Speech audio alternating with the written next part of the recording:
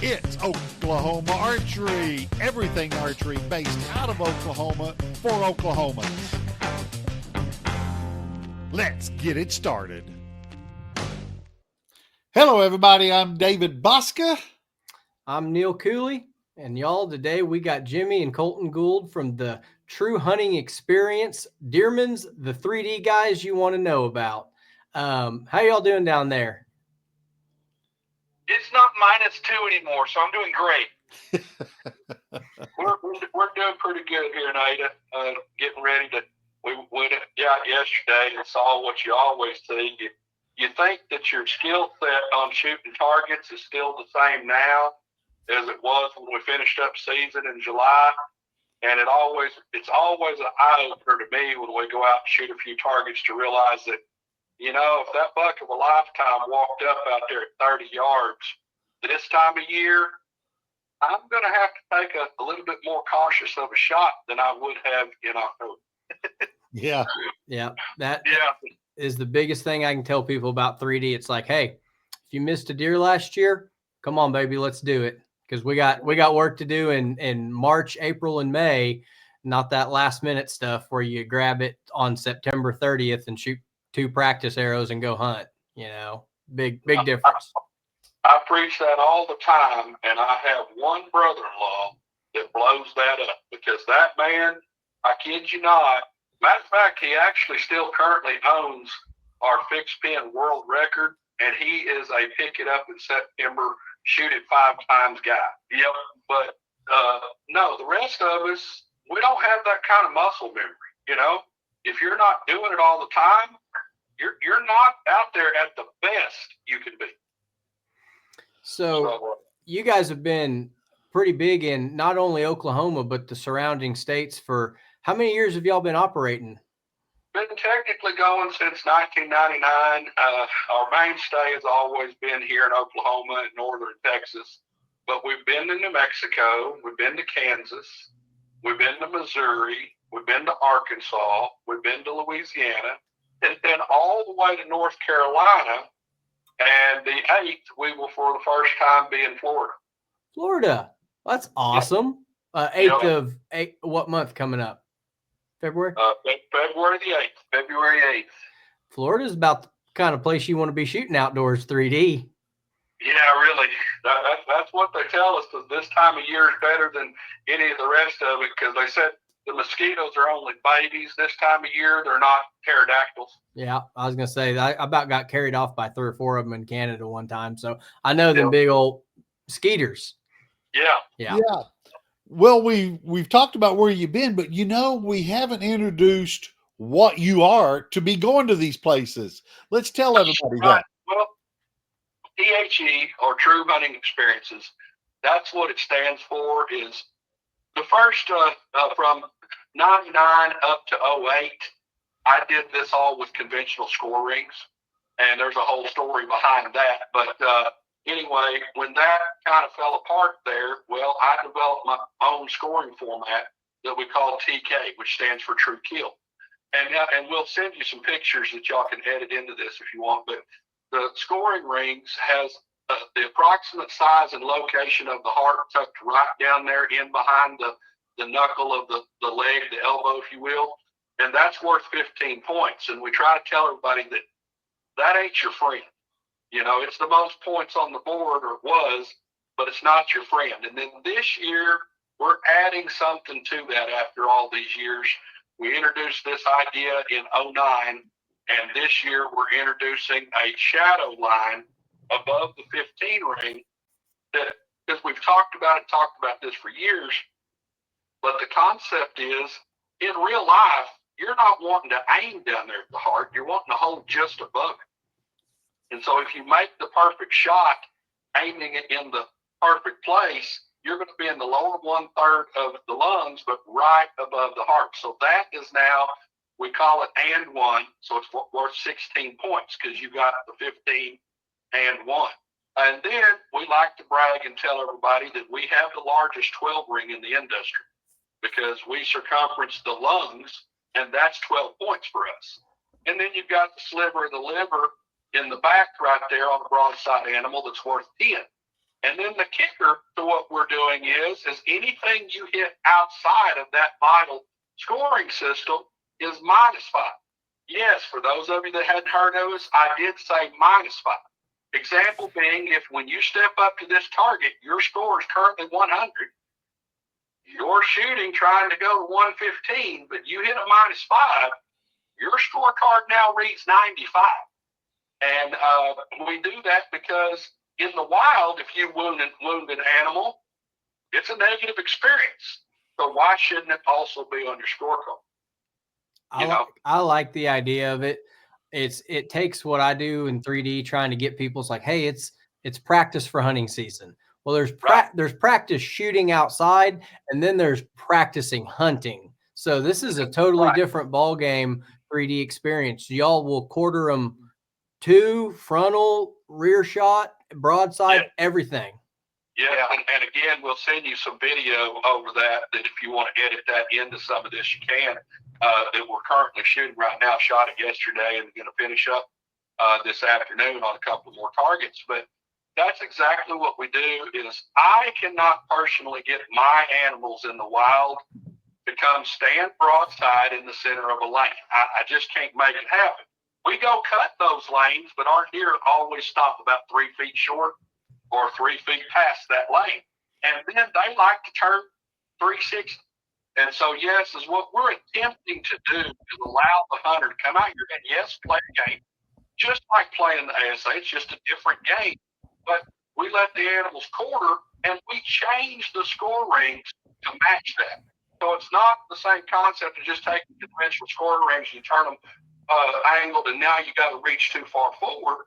No, we move the score rings back, and we manipulate them to show you that shot angle. And we go all the way to 60 degrees quartering away, and yes, we get controversial and shoot a 1/4 in the chest. The whole idea, because I'm primarily the guy that's setting the targets every weekend. We, with the exception of a few, we bring the targets to the event, and I'm setting the course Saturday morning.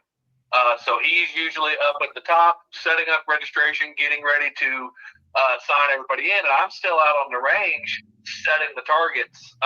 So whenever I'm setting up the shot, I'm basically, okay, I have a deer on this lane. Where do I not want him to be standing right now if I was trying to kill him? And that's pretty much where he gets put. We're kind of trying to practice for that worst case scenario kind of deal, because one of the things we say all the time, whenever it's you, the buck of a lifetime, and God, we'll all do things we swear we wouldn't. Yep. It's like, we literally say that because when that heart gets up here in your throat, your brain doesn't think as clearly, and it's one of the reasons why 3D, whether it's ASA or what we're doing, you really got to have that muscle memory to take over so that you're not having to think through that shot.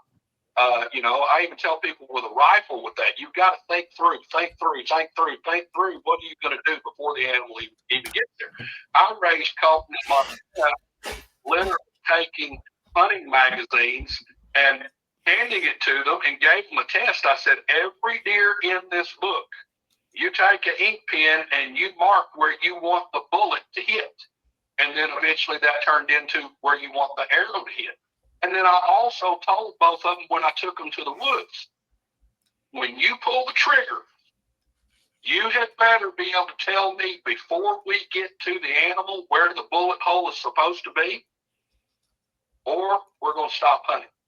Because I wanted it to be that serious. Is that my daddy taught me we ain't harvesting animals. We're killing them. I ain't never cut one down and watched it grow back like hay. And he told me, he said, if you are out there taking a life, you owe it to that animal to do it quickly and cleanly. He taught me that hitting a deer is not good enough. And that's what the whole TK score rings are about. It's teaching you to do this on a level that's going to be highly efficient. Well, tell us, let's open this up and explain to everyone that's not familiar with your setup. Explain to the shooters what they can expect when they come to the range. Where's everything going to look at, and what the ranges are going to look like? So what the range is going to look like, if you've been to a 3D tournament, you know what the range is probably going to look like. It's the same. We have a walk lane. You got to shoot shots off of each side of the walk lane. The target set up this year, for the first time, our maximum farthest shot is going to be all the way out to 60 yards. We added a 60-yard men's class, and we have classes going forward from there as well. But let's take the example of the 60-yard class. Literally everything, especially at the World Championship, you will have everything on the course target-wise, all the way down to a meerkat that's about this big, all the way up to a full-size moose. And it will be, whenever I say it's a 60-yard max, it's not going to be playing in the last 5 yards. I literally might have you shooting at 3 yards sometimes. I will put the target at point blank, mostly just because it's funny. But I try to put you in those realistic hunting scenarios. I will set shots that it's 40 yards and he stopped between trees that's this far apart. His vitals are perfectly centered between those trees. And it's a shot like that. Or again, you come to the World Championship, I'll set up entire scenarios. We have the big grizzly bear from Delta McKenzie that's up on the log roaring. I took him off the log a few years ago and stuck an elk that we wasn't going to shoot, where he was on top of the elk and you was shooting him in the chest. Made a whole blood trail all the way to the elk, where it looked like you had shot the elk, but this grizzly found the elk before you did. I'll set up sceneries and scenarios like that. I try to do that at the regular events when I can, but a lot of times, because I'm setting up Saturday morning and we're shooting at 10 o'clock, I don't really have time for that. I try to make it as realistic as possible. So you got to go set all the targets in Jimmy Run's registration, but you're not just setting a 20. You might take a 25, 26 targets on a 20-target course. Brother, you got the short end of that stick. I'm sorry. Well, the deal is, old Dad did it for the first 20 years. But now it's time for the young man to do that a little bit. Now, I do still go set some of the targets with him, just not the whole 15-target course. Yeah, because that's the other thing that we do when it comes to course layout. You're going to shoot 30 shots in the day, but we set a 15-target course and we shoot them twice. And one reason for that is because of, like you're saying, setting 15 targets before 10 o'clock is, I'm pushing it sometimes, depending on how much help I have there and how much terrain I'm working with. So that way you still get your 30 shots. You'll shoot the course twice. But the other main reason you do that, you can see that there on the course, is on the shirt there, we have a big cross because we also have a ministry that goes along with all of this that you'll see at noon. When everybody comes off the course, there'll be something to eat. We'll take a break, and either myself, Dad, sometimes it's even some of the shooters, we're going to step up when everybody's there, and we're going to give God his time. We're going to either have a full sermon, sometimes it's just a testimonial, or something along those lines. And every weekend, Saturday and Sunday at noon, we will give God his time and have a little bit of a testimonial, have a service there as well. That's and fantastic. Then after that, you go back out, you shoot the 15 targets again. And then along with this setup, we do this twofold. We have one of our slogans is that we're bringing 3D archery to its needs. Well, that's actually because of the ministry. But we also out there on the course, aside from the shot scenarios that he just set up, you're going to have to shoot a shot or two off your knees or leaning around trees or out of a ground blind. We literally attempt to put you in every scenario we can. When we have the opportunity, not every course allows it, but if somebody's got a steep hill, I can promise you we will get to that hill if they have any way for us to get there. We used to love Tyler Archery Club. If anybody shot down there, they've got a new location now, but they had about 7 shots. So, I mean, you're shooting downhill. That you could shoot anywhere from 10 feet below you to 30 or 40 feet below you, and it'd still be a safe walk down. And we do that because, hey, that at least lets you attempt to simulate the tree stand shot to some degree.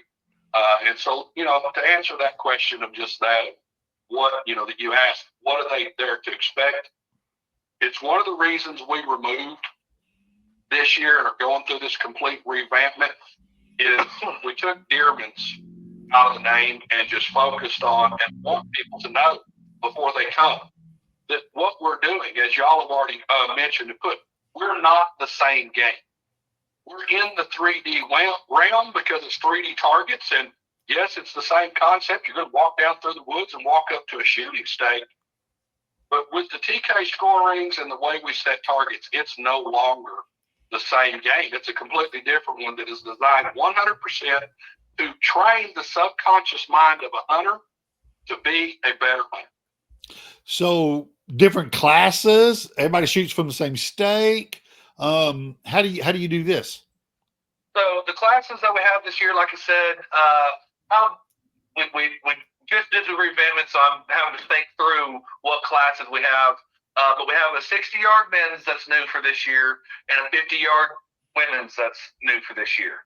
We kept the 40-yard men's class as well, and that was previously known as our rangefinder class.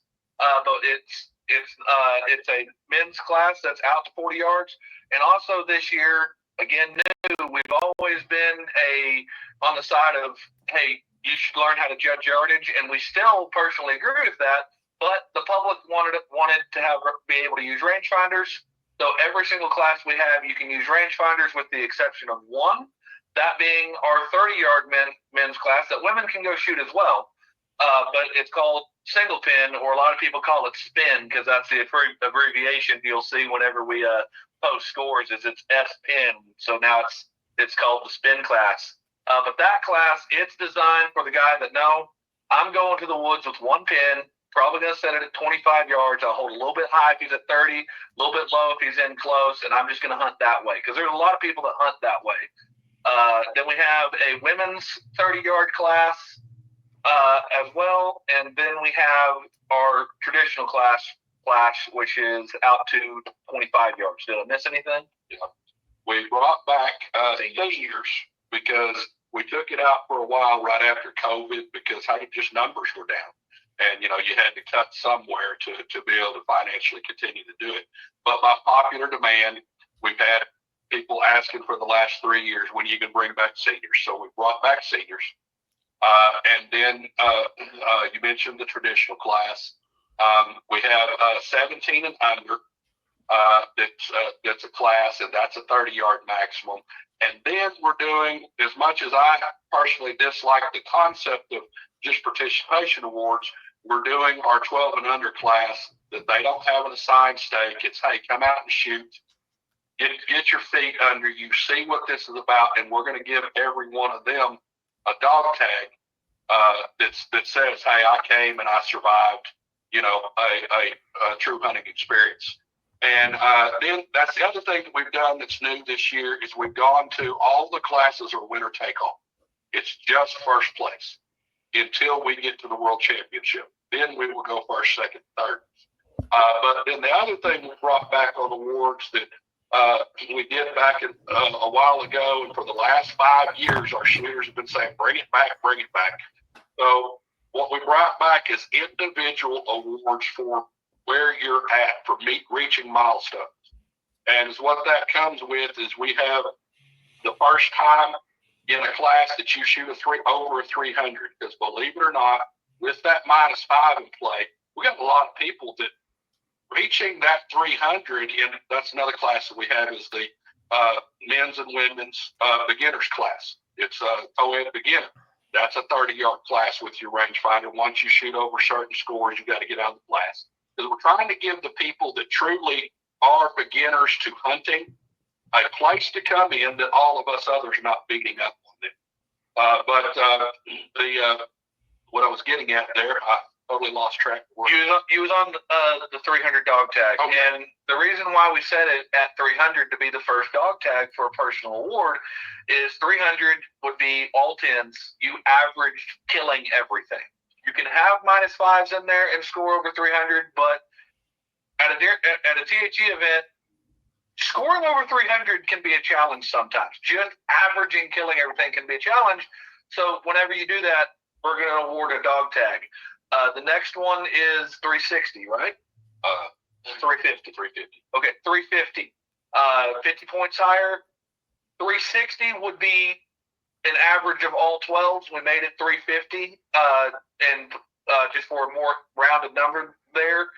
And so we made it 350 because, again, hey, not only are you averaging killing everything, you are now averaged hitting everything in the lungs, making a good shot every time. And then we still have the 400 club. Got a 375 club. 375. Because the neat thing about 375 is that I preach this, tell them I can't do it myself. I get mentally wore out when I do. Is you literally to shoot 375, you know, remind you, I told you we have the biggest 12 ring in the industry. It's larger than the ASA 10, you know, almost the whole, what would be the 8 ring in the ASA.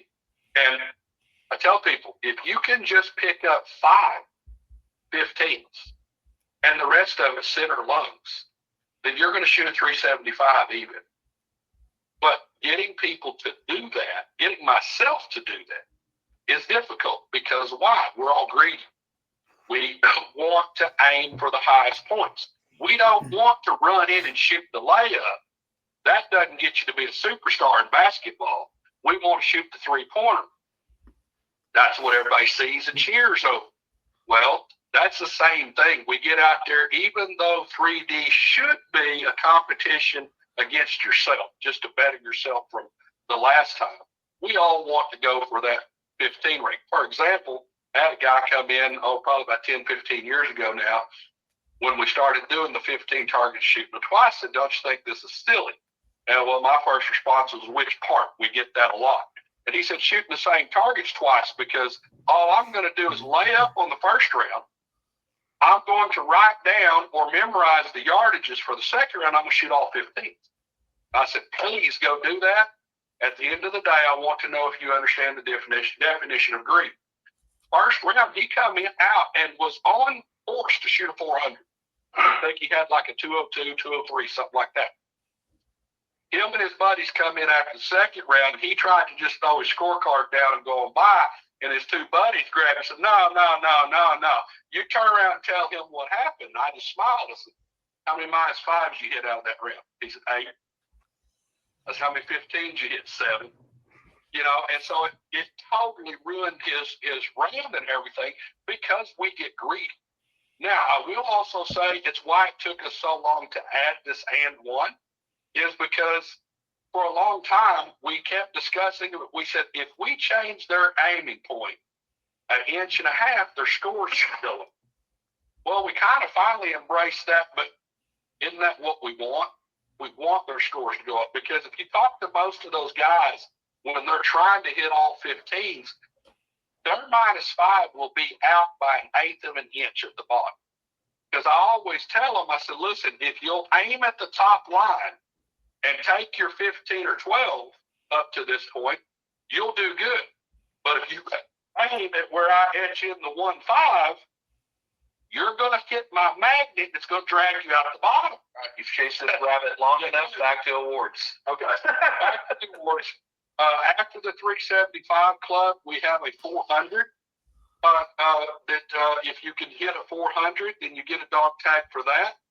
And then we have some other awards that kind of mesh into all of that. The most popular being clean kills. Clean kills, literally up to this point, has only been handed out 6 times. And that would blow your mind, but like for me, about 3 years ago, I shot a 405 in our single pin class, but with 1 -5. And to get there, I had to shoot 22.15 to get back up over that 400 score.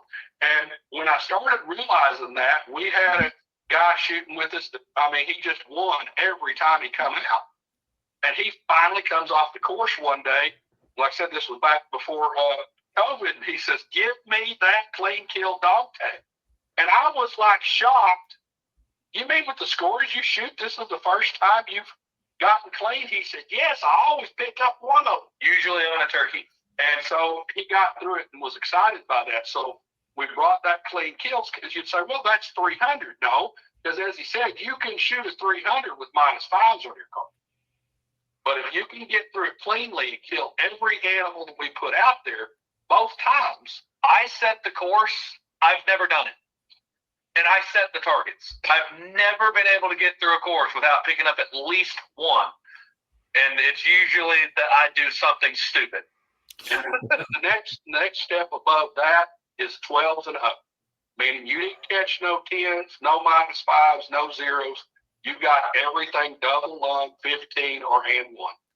And then your final one, it's a plat. And that one is all 15s plus. That means you never left the 15 and the and 1 for 30 shots. And only one adult has ever gotten that one because it was all 15s at this point, and only one adult has ever done that, and I blame it on him because he was sick setting the course. He set an easy course. I set a course that was a little light. Who was it? Every guy was an exceptional shooter, don't get me wrong. Because that's what I was going to say. It's not that he couldn't have done it anyway. Extremely exceptional shooter. He went out there. He did it in the rangefinder class. And the man can just shoot, because, hey, let's face it, when you're trying to hit a 2-inch tall by 3-inch long, baked potato right there on a deer, and it gets smaller on other animals, but you go out there and you try to do that, it's no different than shooting dots at 20 yards. The first time I ever shot dots on a wall at 20 yards, I thought, I don't understand why this isn't easy. I mean, I can stick a thumbtack up there and hit it, but it doesn't register in your mind that you can't hit it every time, because we got human error in play. Yep. Yeah. Got to trust the bow. Got to let the pin float and just break a clean shot. With our awards, that's what we're trying to push for people and kind of show is don't worry so much about trying to win the first, second, or third. Beat yourself. Do better than you did last time. Because that's how we actually get better in archery is not by, I'm going to beat Neil next time he shows up. I'm going to beat him. No, you get better by, okay, last time I only shot a 215. I am doing better than 215. How many? Trying to encourage with those dog tags. What types of targets do you have? Is there a brand that you stick with?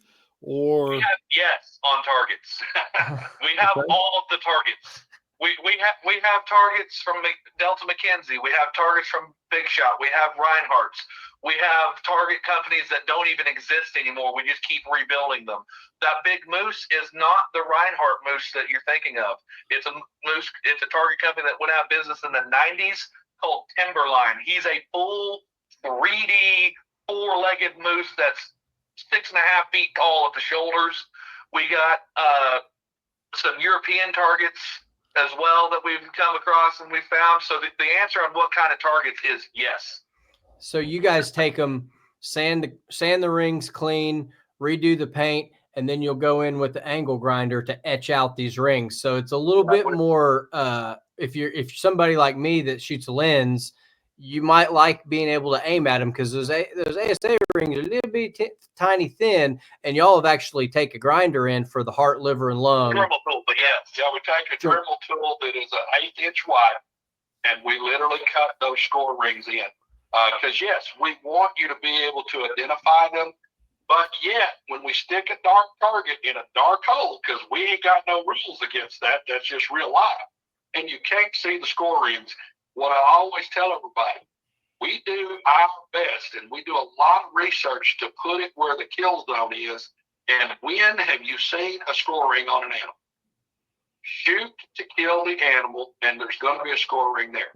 Because our 12 is set up, the center of the 12 ring, that double lung, from regardless of what angle, whether you're shooting liver into lung or double lung, is set up off of what you've always been taught. Where do you aim on an animal? For the exit hole. You aim for that offside shoulder.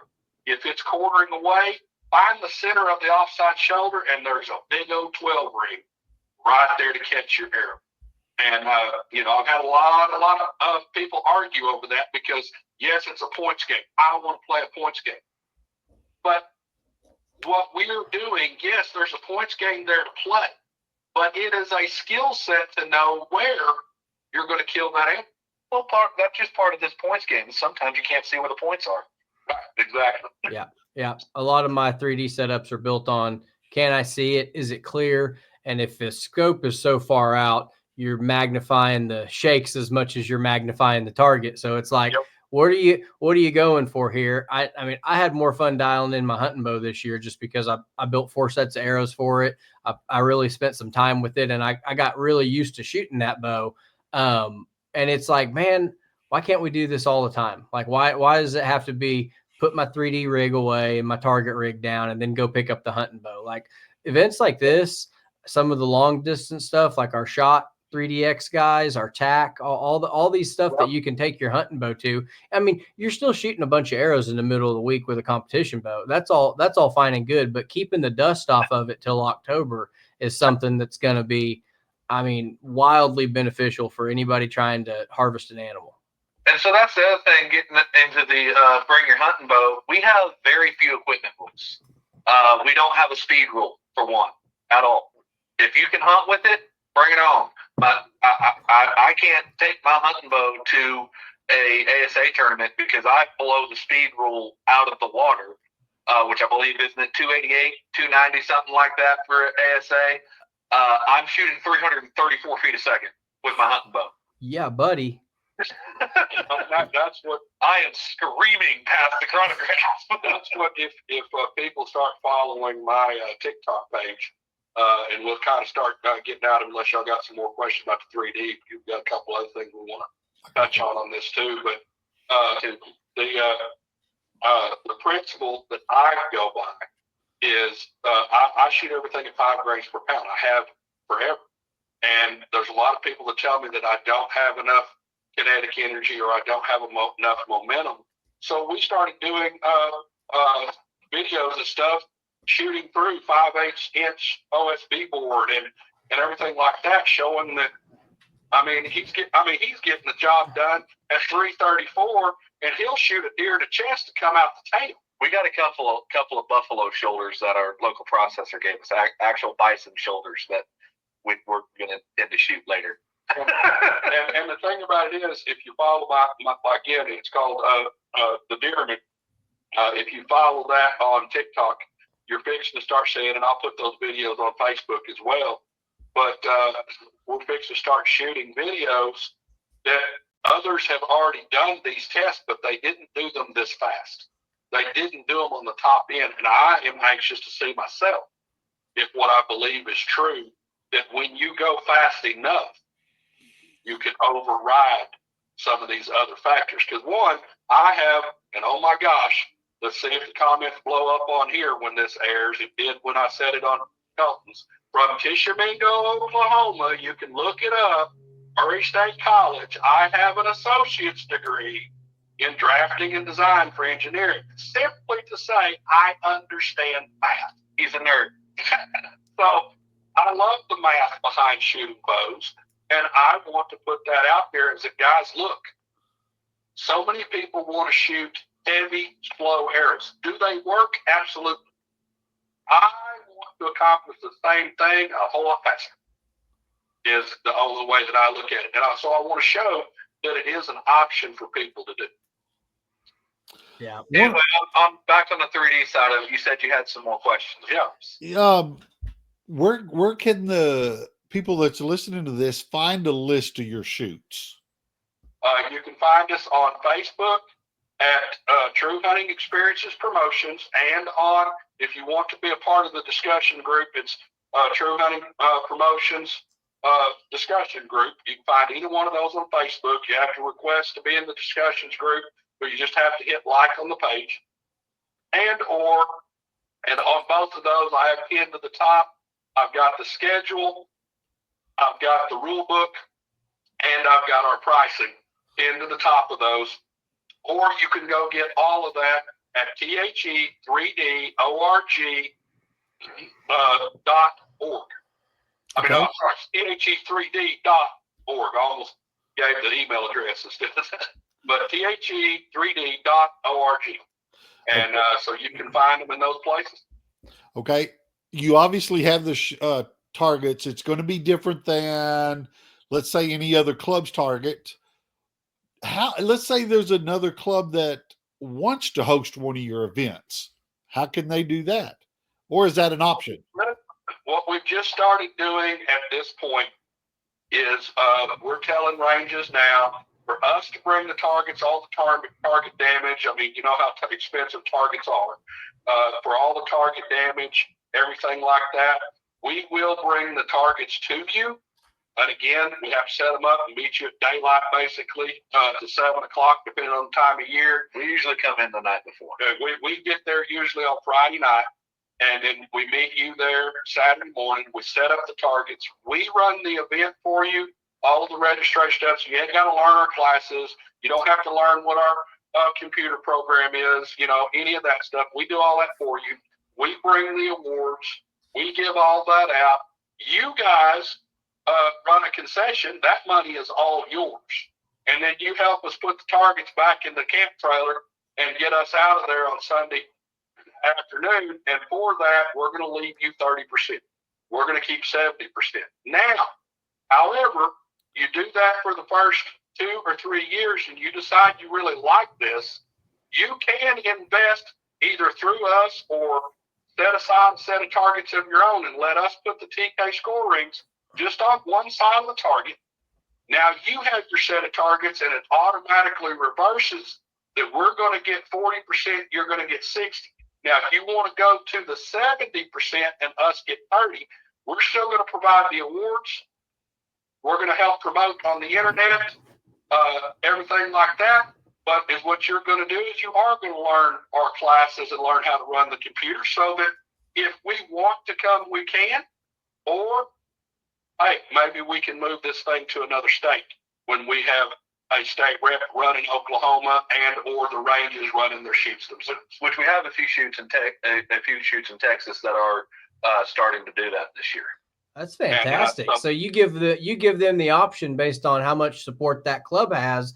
It's like, hey, we can come in, do it, leave you a little bit off the top, no questions asked. Or if you wanted to go to the next level and actually invest in these targets and you want to do the registration and everything, that's fantastic. We're leaving you a chunk of change. If I ain't got to be mulling around targets, I'm going to leave you a chunk of change for that. You know, if we get to a point that Colton or I can come down to your shoot and just be there to answer questions and or one of our team members so that, okay, we can take that camp trailer and a set of targets once we have Oklahoma and Texas established that way.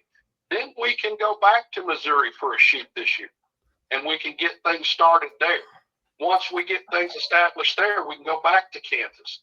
We can go back to New Mexico. We can go back to Louisiana. We might be able to continue to go back to Florida. Want to touch on that in case there's anybody out there that happens to see this podcast. Good night. The internet goes everywhere. Is if you are in another state, we've been to North Carolina, now we're going to Florida. We're getting both of those, got us there the same way. They went and got a sponsor through a gas company.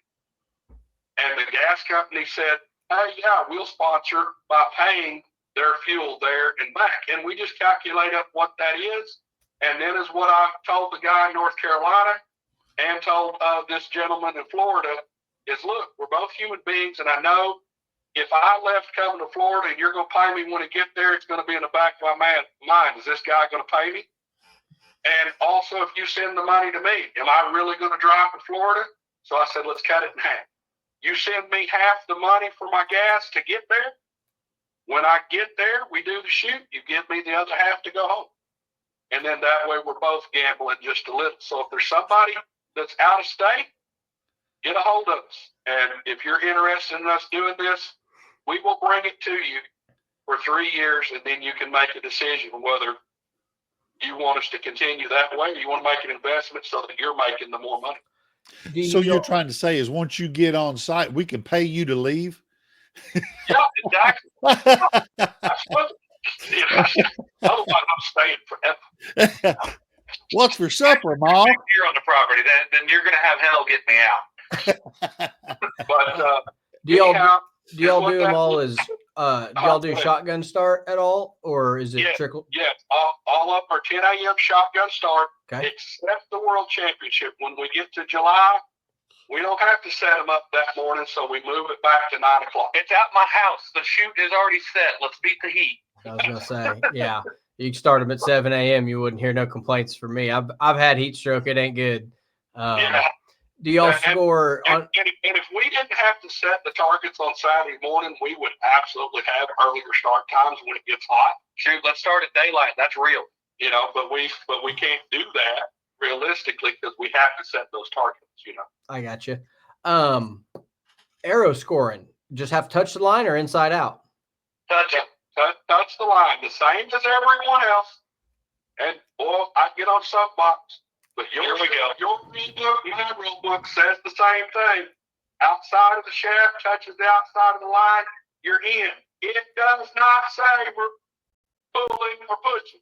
You're yelling. Now, Grant, I'm yelling because it makes me mad. No, the deal is I had to come to grips because I used to honestly get really mad over that. But the thing is, our rules say it goes by the majority of the group. So if you've got the majority of your group that's giving you that line pull or that line push, so be it. If I'm standing there, there's an argument. The letter of the law or the letter of the rules outside of the shaft touches the outside of the line. If you're pulling it, that means there's foam between your arrow and the line. And that's where I'll stop because I can get just as mad. And the same thing, we say like our cut-in lines, if you close the line, you can't push this side of the gap to touch the other side of the gap unless there's foam between your arrow and the outside of that line. Fair enough. So those are things that I myself will call myself out on it. Colton and I are calling each other scores. I promise you, we're trying to give each other that -5. I have to tell one story because it was absolutely ridiculous on a line call that somebody wanted me to shoot. He shot this deer all the way up in the spine for a -5. He wanted a 15 because he hit a crack in the foam that went all the way down to through the 12 and all the way to the bottom of the target of the 15. It was an old target, weathered and cracked, and there was a weather crack, and he said he caused that crack, so he should get the 15. And he stood there and argued with me for 20 minutes over it. Well, you know that. You can get into line call problems all the only deer I've spine shot, I definitely got a 15 on after that because they was laying there on their side and couldn't go nowhere. We also have a couple of unique rules that you don't see elsewhere that we always do during our pre-shoot speech. We have 2 different Robin Hood rules. Broken arrow rules, what we call them now. If you cause the arrow in front of you, if you cause that arrow to be unshootable, according to the owner of the arrow, that means if you break a fletching and he says, hey, I can't shoot that arrow anymore, then you get his score. But understand, that goes 2 ways. If that arrow is in a -5, but his fletchings are in the 15, and you shoot through his fletchings or through his shaft, and your arrow lands in the 15, but he was over there in the -5, you get his -5, not your 15. You get whatever the broken arrow score is. But if it's in the 15 and you break it, then you get the 15. So we have that rule there. And then the other one is that if you hit one of our obstructions, a tree or whatever, if you're shooting between that 6-inch wide gap, and he doesn't do that on every target, guys. But, if you're shooting between that 6 to 10-inch gap and you hit one side or the other, and this has literally happened, your arrow blows into 7 pieces and all 7 pieces are in the target. How do you score it? You score it by each one. Everybody agrees what that would be. Pull it out. If there's no field point present, that didn't count. And you continue to do that until you find the field point. That is what your score is off the one that would have been the broadhead. And yes, we've had this happen. If it flipped over and the field point pointing back at you, that's a 0. If literally we've had arrows hit an obstruction, break in half, flip it at 180 degrees and go in the target backwards. Now, granted, these are things that happen We've had that happen 3 times in 20 years, but there's a rule there now. And then the last rule, because of the first one of you break his arrow, you get his points, we do have the gentleman's rule. if you don't like where that arrow is, you're afraid you're going to break it and get bad points, or maybe you're afraid you're going to just glance off and not break it and get bad points, or for whatever reason, you as the shooter, not as the owner of the arrow and the target, can say, hey guys, I'm going to call gentleman's rule. Y'all go pull that real quick. Only the people who have shot may go down and pull their arrow. You then pull those arrows, and then you can shoot. If the gentleman's rule is called and you are the only one who has shot, you are the only one who can go down and pull the arrow. If you're going to use this as an opportunity to cheat because you're the only one down there, dude, just go home. I don't want to deal with you. I'm not going to go write a rule. You got to come find me to go pull an arrow, or you got to go to the group in front of you to go pull an arrow. Just go pull the arrow, be honest, come back.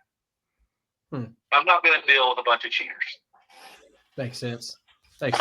That way, the next subsequent shooter is actually getting a clean shot at the animal, like a hunting. Very rarely do you shoot a deer with an arrow in its brisket already. So Very rarely does that happen. Hey, I have done that on a turkey though.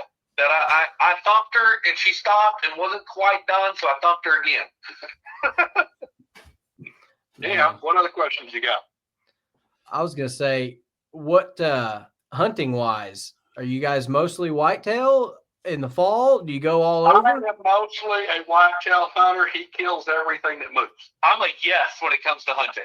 There you go. He duck hunts. If there anything that's legal in the state of Oklahoma, So actually, he wants to go.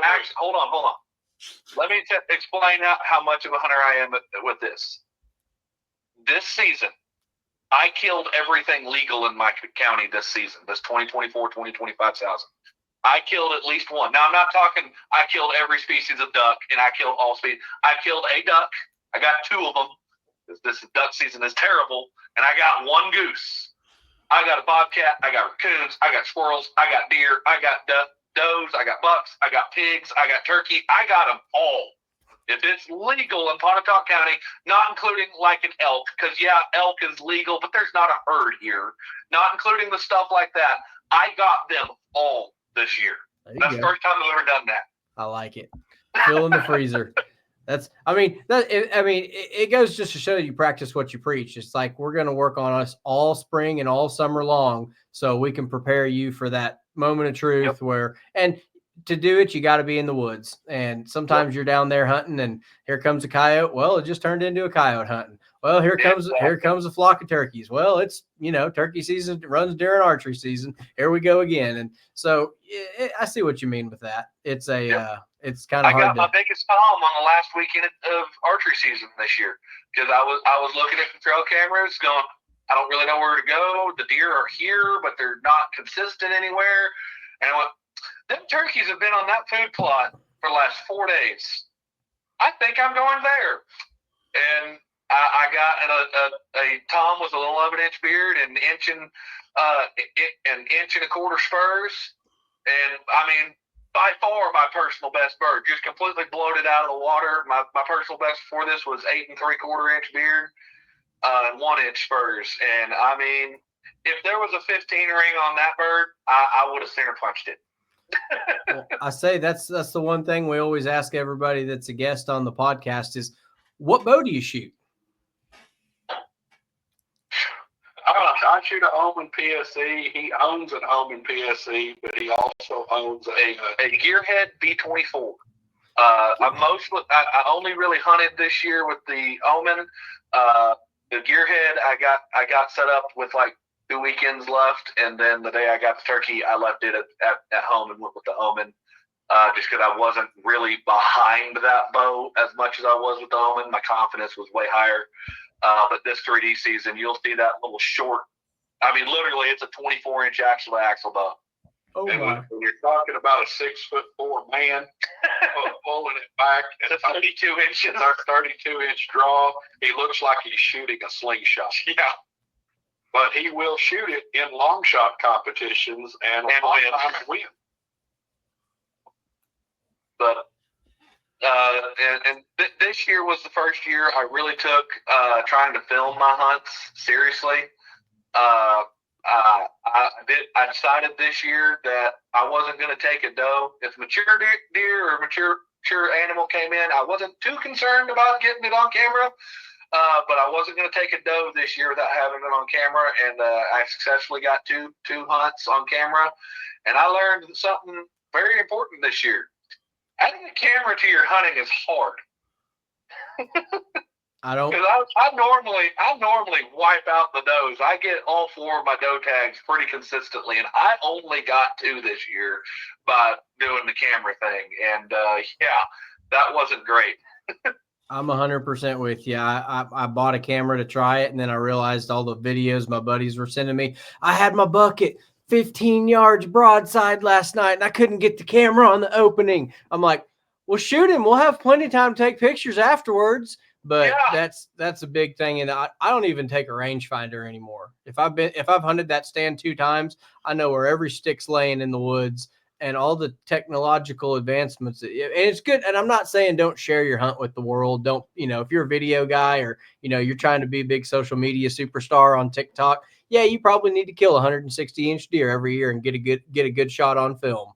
But I'm managing the nerves. I'm looking at that deer. As soon as that front foot comes out and he's broadside or quartering away, I'm at full draw and we're doing this. So I'm with you 100%. It's hard enough that I'd rather have the animal than the video. Yep. Well, I mean, on the turkey, there was 9 of them in the group. I didn't see them because it was in the snow, and I didn't see them. I didn't hear them coming. I just looked over, and they're in the shooting lane. From the time I saw him to the time he quit flopping was probably 30 seconds. Yep. I did not have time to put a camera on it, and I did not care. Well, that's what we talked about if we were ever even going to get to do a YouTube show or a show, is that if we did have a cameraman situation, we're not going to do the whole argue on him thing. No, that's the camera. That's the cameraman's job. You get on him. Otherwise, we'll do a heroes recovery afterwards, because the deal is we want to be relatable to the hunter if we're going to do that, not to, as one guy on TikTok calls them, horn stars. Horn stars. So, is that, if you can kill that big buck and we can get it on film, fantastic. If not, when it's the big buck, you worry about making the shot and let the camera guy worry about the camera. Yep. Which we got one of his doing that, going together. We got his shot on camera doing the 1.25. It was a doe that whenever it came up, it was a younger doe, and he goes, I don't want to take that. So, well, there ain't a picture one of that one or a video one, but I tell you what, he's pretty dead. I mean, okay, my turn. I would love to have that memory forever.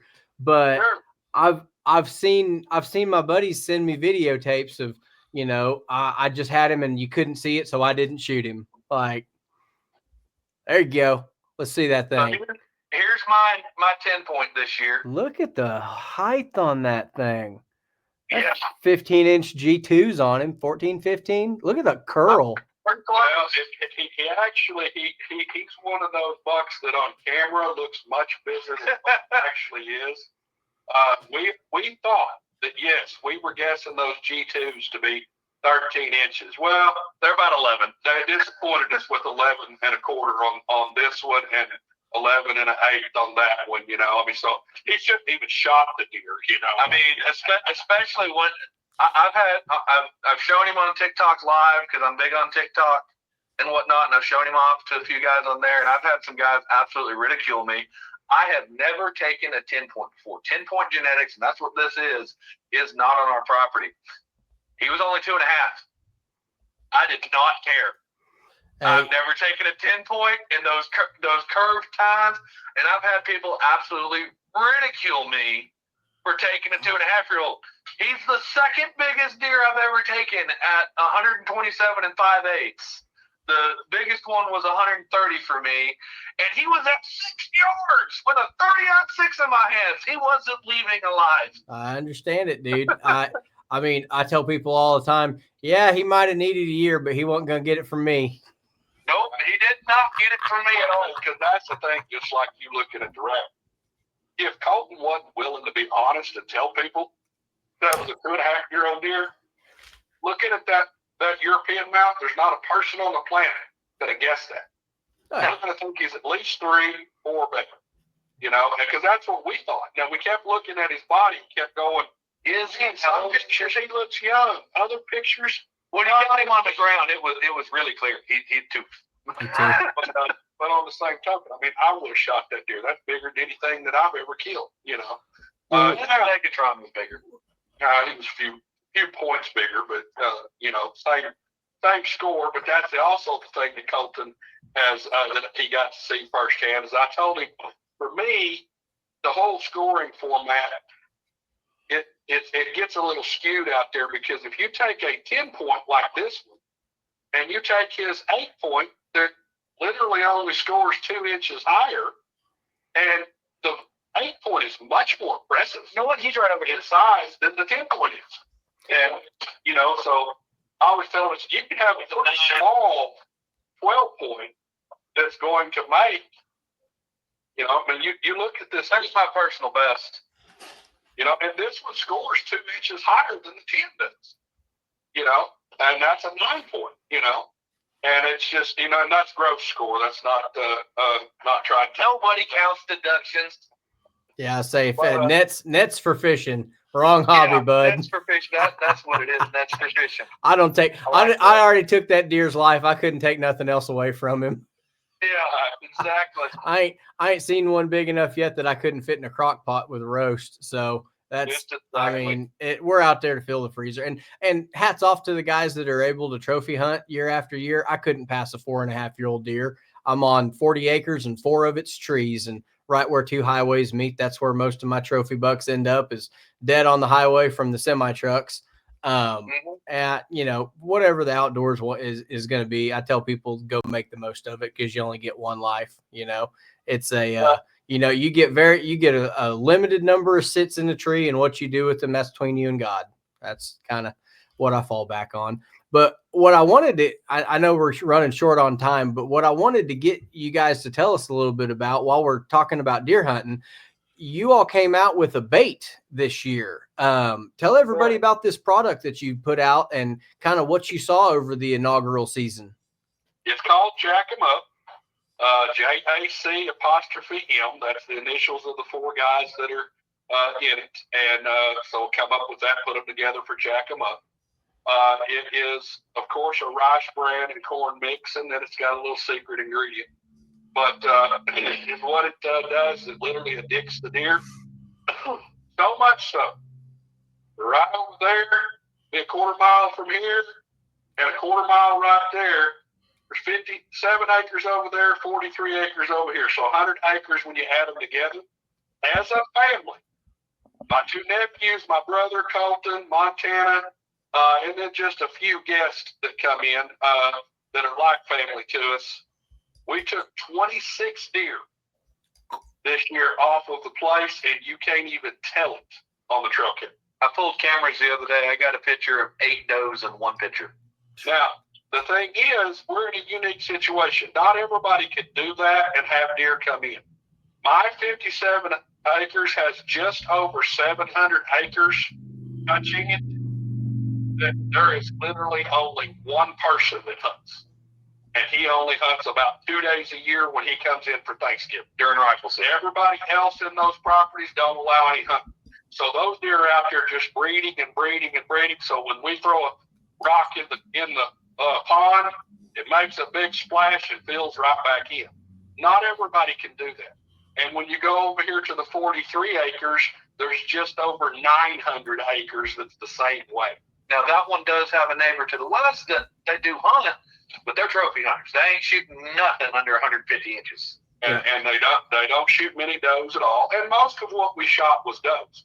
Because around here, we feel like we need to do doe management when we have every single year, either right before or even during the first week of rifle season, we will have new fawns hit the ground. Yeah, that means our buck-doe ratio is not in the right place. Anyway, back to the bait. Yeah, and before you go off on a tangent. Yeah, and so that's the thing, is we develop this bait. By the time you get into the 3rd bucket of this bait, you will begin to see an addiction take place these deer will come back anywhere. And I tell people, listen, if this don't happen by the time you get into your third bucket, then quit using it or ask me for your money back, whatever. But what you'll see is the same deer starts coming back 3 times as often. That's upping your percentage of the opportunity of when you're going to get to take that animal. And so, therefore, we developed this I've been doing it off and on, trying to test for this stuff for probably about 15 years, but the last 5, we really started taking it serious. And what I did is I started looking at all the things that everybody puts into a bait and why it's so expensive. And we narrowed that down to the things that a deer needs, the things that a deer wants, and then added the additive to it to get them addicted to coming back to it. And then now, me and my brother, Colton and Adam, are starting to work on, okay, now how do we change that formulation just a little bit to bring the protein up?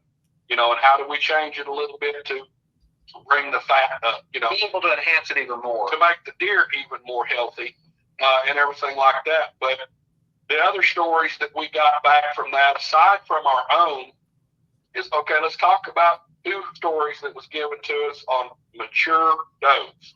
I'm not talking about 2-year-olds. I'm talking about does that both people, avid hunters, said these were 4-year-old does, both during the youth hunt. Then they came in. The first one that I got a message from is a guy that just lives about 10 miles from us right here. He took his grandson hunting. He said this mature doe come around that bait pile to get downwind of it, which also put him downwind of them, and said he has seen that doe before in years past. He knows her very well. She loves to blow, and he said she's extremely elusive, and she went downwind of them and lip curled like a buck. So he said, I know dang well she smells. And said she looked at them in the stand and looked at the bait pile, looked back at them and ducked her head and went to the bait. And he told his grandson, whispered to him, said, do not pick the gun up until she's past us. Well, just as she got even with them, he picked the gun up and clicked the butt of it on the handrail, and she run. He said, but he watched her. She only ran 30 yards and stopped and turned around, and all he could see of her was her feet. And said it took her 3 minutes, but she committed and walked back into the bait, and his grandson shot her in the heart. She ran about 30 yards, fell over. And then a gentleman that took his daughter, and this one I actually didn't get to watch it live, but was texting it live. He texted me, said, man, 2 mature does just come in here, and they caught my daughter moving. But they're standing just outside of the little clearing we're in, pacing back and forth. Hopefully they'll come back in. 15 minutes later, I got a text with a picture of her and a doe on the tailgate, and he put in big letters, say they came back in. And you don't see that behavior from mature does. Another example that somebody wanted to go watch it is on my YouTube channel that we got the whole hunt on camera as well, on Unorthodox Hunter YouTube. Me and my cousin, we went on Saturday, and on a new property, he had hunted the previous year with just corn. He said the most he ever saw was 3 deer in a hunt. We went and put the Jack 'em Up bait out the weekend before deer season. Deer season came out, opened up on a Tuesday this year, and we was both taking off work. So Saturday we went and set the stands and poured out the bait. No cameras, no nothing. Didn't have any of that down there. We came back and hunted it. Hunted a different spot, and wind messed us up that morning. And hunted that evening at the spot that we set the stands at. The bait had been out for 4 days. We saw 9 deer and killed 2 big does and a coyote. They caught everything. They kind of caught killing the coyote on film. The camera was on them. They were doing the hero shot. The coyote was crazy. We got both deer at our feet, camera set up on tripod. I'm sitting here talking, and I never saw the rabbit until I was editing video. All I hear is brush go to breaking. Apparently, this rabbit runs 3 feet past me that you can see on camera, I look up and this coyote standing at 20 yards, bow's in front of me. So I just go, oh crap, there's a coyote. Grab the bow, get drawn. He moves right as I'm drawing on my knees. So I stand up to get over the bush and shot him. And that was the first coyote I'd ever to actually successfully finally hit with a bow. I had shot 6 times at 6 different coyotes and never touched one. I nailed that one. I know you guys preach the true kill and the proper shot placement and don't get too far distance, but when it's a coyote in the woods and that's a turkey killing dog and he'll kill fawns and everything else, yeah, I might push that sight tape just a little bit further and send an arrow at that creature. Well, that one wasn't a pushing the sight tape, but I said shooting through a gap this big. I was shooting through this. There was just a wall of briar between us. I was like, yeah, good enough. Hey, that's why they sell arrows by the dozen, man. That's the bait. This was its first year. The last year of technical testing, we had 45 people testing for us this year. When we put in our initial money, and those had about 15 to begin with, those people initials money to make the first 3,000-pound batch, the 4 of us all sat down and said, man, if we go through this year, we're going to have been successful. Well, by the time the end of the season was over, our testers just kept wanting more. And, was prepaying for it so we could go buy it. And we made our last batch. It's all gone. And that was at 12,000 pounds the first year that we mixed and used. That's some volume. What are you guys looking for? I kept trying to get some to you. You and I talked about me sending you some, and it was disappearing as fast as we could make it, so I couldn't send it out. I had 2 or 3 other people besides you that was wanting to get in on it, and it was just gone. Well, tell everybody real quick before we hop off for next season. Tell them about the program you guys are keeping up with the data on the trail cams for what how to measure results and stuff. So tell people how they can get involved with that for the 2026 season. If anybody is interested in the tester for us, again, it's all on prepaying, but we give you a discount off of what retail will be. Everything like that. We're basically buying your trail camera pics, and that's what we ask. It's like, we give you a discount, you keep the stuff put out, and you send us the pics, good, bad, or ugly, so that we can turn around and post those on the internet to show people that it's working. I had one gentleman, they did not kill the deer, but they sent us a video of this non-typical just going everywhere. And it's hilarious to me. I tell people, I said, us men are so simple. Whether it's a human or a deer, show us a rack and we'll buy it. Because this monster buck literally sold 2,000 pounds of bait in 3 days. Just because he's standing there eating our bait, And so that's just, kind of the joke that I make of it. But it is. If we see a big deer doing something, we're sold. Yep. It's a hard industry to follow. We have trail camera pics that have been posted and stuff. If you want to go see it, we have we hope he survived anyway. He hadn't shown back up that we know of. He always leaves on the flat iron. Yeah, the weekend before rifle season, and he usually shows back up in January. But he is a 6-point. That he is probably, his G2s actually are, or what would be a G3 because he didn't grow G2s, but a big 6, and his crab claws are at least 13 inches. There you go. He's just a monster. His eye guards are about 6 inches. I'm judging him to be a 6-point that would score 120 inches. I mean, he's just a monster. I'm in mass, just everywhere. But he's about an 8-year-old buck because we've been seeing him for at least 5, and he was 4 the first time we recognized him and named him. So yeah, I got a whole farm full of 2.5-year-olds. I don't know what to name because I don't know what they're going to look like next year. They got to be 3-4 years old. Real quick before we hop off of here, tell everybody if you have your scheduled dates for where they can come see the Deermans THE this season. Do you have dates finalized? Yes, we've got 9 shoots, including the World Championship. I guess 10 if you count us going to Florida, but that's not on the official schedule.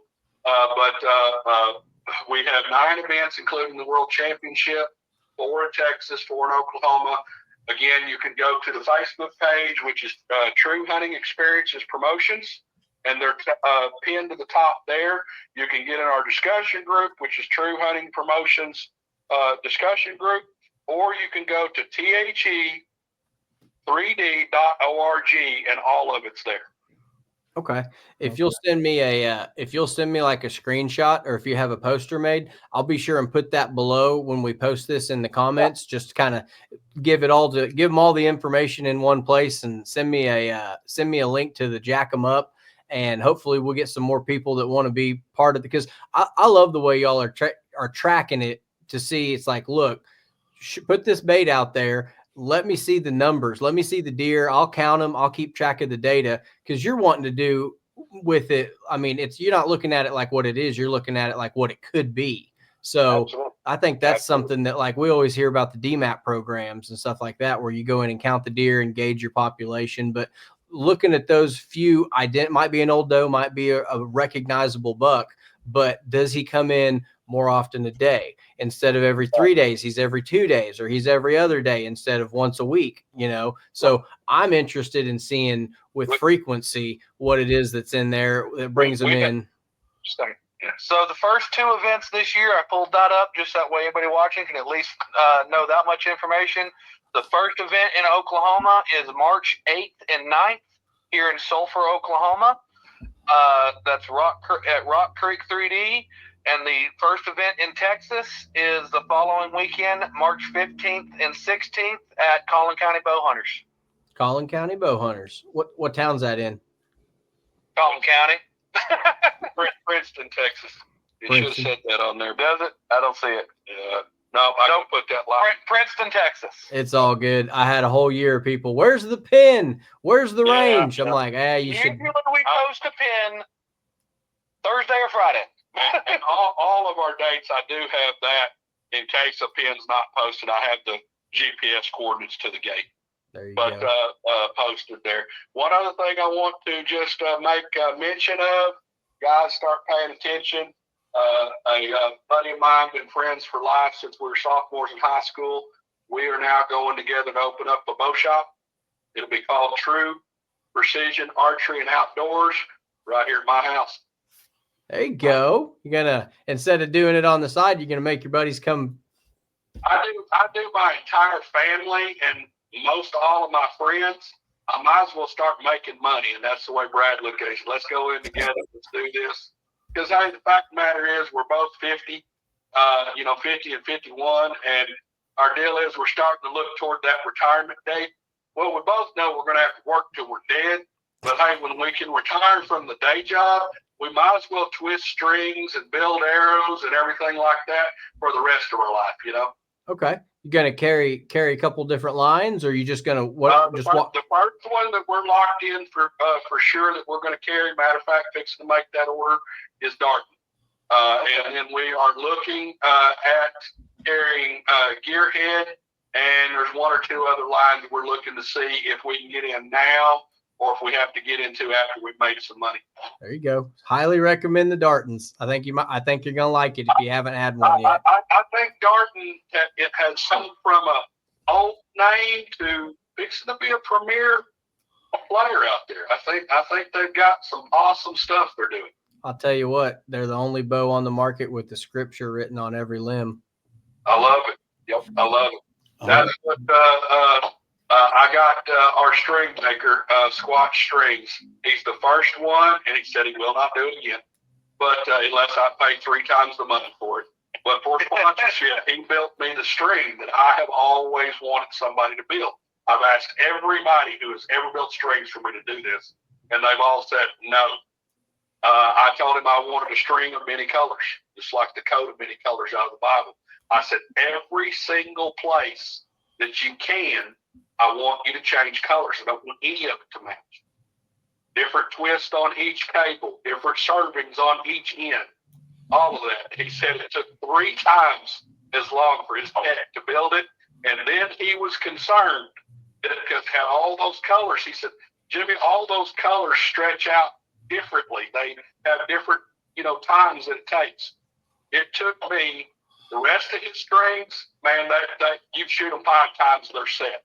But he said, Jimmy, I'm telling you, this one is going to take a little bit more. It took me 180 shots before it finally set still. It would stay tuneless. But it's because it had so many colors in it, and different aspects. But he's the first one that ever built it for me. And he said, goodness sakes, Jimmy, if that becomes your staple, if people start asking me for that, I will tell them. I had 3 asking him for it the other day on a live. And then the riser that I want somebody to build for me, Gearhead's checking on it. He said that he would dip it for me. I want somebody to take a riser, dip it in any camo. I don't care which camo brand it is, the one that's got leaves and stuff in it. And then I know that they make out there a flame that's a clear background, and re-dip it and let the riser simulate the burning bush. And so, yes, having the scripture on there is big to me too. They're putting that out there and bold enough to risk their name on it, and so I think that's big. Yeah. There's never a pet project in archery that's insignificant. There's always a reason behind it. There's always a method to the madness. And I think you guys have hit the nail on the head with that in a big way. So I hope you guys have an awesome 2025 season. I'm going to try my best to make it out to one of them. I'm not hunting with full metal jacket arrows anymore. That was always the thing. I don't mind bouncing an arrow off a tree, but when it's that aluminum one, it just ain't it ain't good for much after that. But I'll tell you, we also have another rule in there that says you can skip any targets you want. You can. And I'll give you 2 really quick scenarios that has happened in real life. One tournament down in Texas, we had a gentleman, I won't use their names, had a gentleman that was sweeping, which would have made him win a black buckle in Texas. He's from Oklahoma. Another Oklahoman went down there with him. They were shooting in the same group, and they kept going 2 points up, 2 points up, 2 points up. They got the last target. The wind was howling this day. First guy shoots, arrow curves, hits the monster buck in the neck. The other guy goes, according to me, that put me up by 2. Shot the arrow into the ground and took his black buckle away from him because you got the state buckle. And the state buckle. He won the state championship by not shooting the target. And then Colton, one time here in Oklahoma, 2 other guys in the seniors class, they were running. One was sweeping, and the other one just kept being right behind him. But Colton set a football turkey at the max of 40 yards. It's a wide open grass field that's this tall. How do you make that shot hard? You put the smallest target at maximum range. And anyhow, both rounds, one guy who had been winning everything shot the target. Both times shot a -5. The other guy who had been finishing second all year passed it both times, beat the other guy by 5 points. That much. So it's still a game of strategy. In the wild, it's better to pass than it is to shoot. Yep. You can always come back and shoot them another day. Right. Yeah. All right. Guys, I appreciate you all taking the time to come share about your organization. I'm going to do everything we can on this channel to promote it and get guys out to try. I think it's going to be something that really sees the hunting experience taken to the next level, because you don't realize how many guys haven't hunted out there before. So I like what y'all are doing with the kill rings. I think it's a good idea as far as getting to play with them quartered and everything like that. So I hope it's a big season for you. I know it was hard to go back and revamp the different classes for having known and unknown, and all the guys want to shoot long distance, but let's work on your groups at 30 before we go to 60. I know that's taking a leap of faith. So that just it, as we see so many people following the TAC and the guys at Shot 3D, and man, they want to air it out. So we said, you know what, let's go for it. Let's give them a place to do it. Because the interesting thing we're going to do, we're not going to clean that lane all the way to 60.